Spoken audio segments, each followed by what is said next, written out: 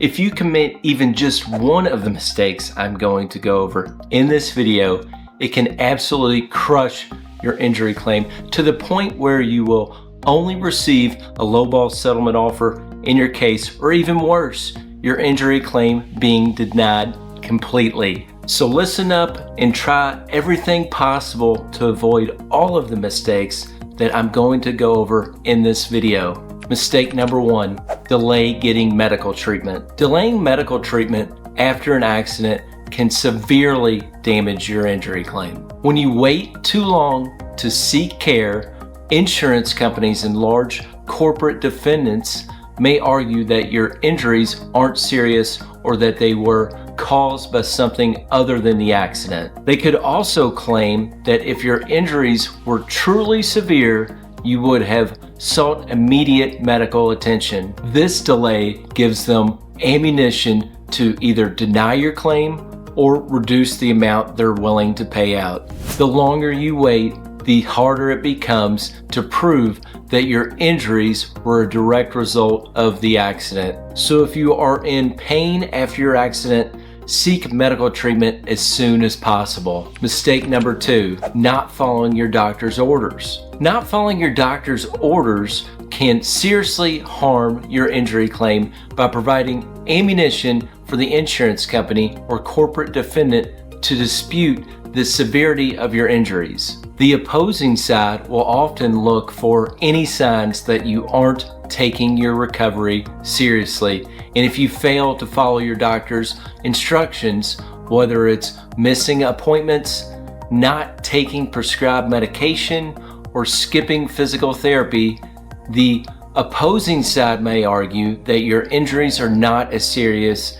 as you claim. Mistake number 3, giving a recorded statement. When you give a recorded statement, you are essentially providing the insurance company or opposing party with an opportunity to have your words on record, which they can use against you later on, especially if your case is later taken to court. Even if you don't think you said anything wrong, insurance companies are experts at using small, innocent mistakes or misunderstandings to challenge the validity of your injury claim. You are not required to give the opposing party a recorded statement, so you should not do it. Mistake number 4, accepting the first settlement offer. Insurance companies and corporate defendants often offer lowball settlements early on in the case. Accepting the first offer will usually leave you with far less compensation than you need to cover your medical bills,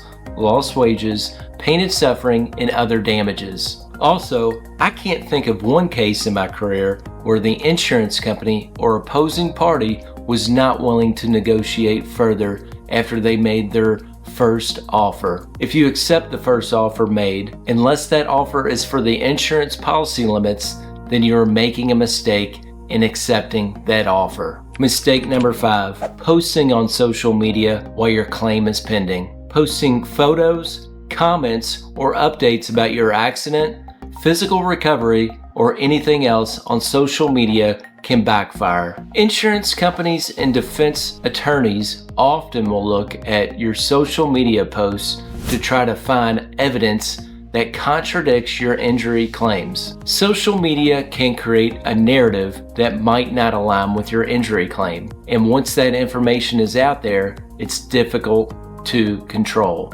Therefore, it's best to avoid posting anything at all on your social media accounts until your claim is resolved. Mistake number 6, not collecting evidence. Not collecting evidence can seriously hurt your injury claim because it makes it much harder to prove the extent of your injuries and who was at fault for the accident. In personal injury cases, evidence is key in supporting your version of events. Without evidence like photos, witness statements, police reports, and medical documentation, the insurance company or defense attorneys can argue that your story is unproven or exaggerated.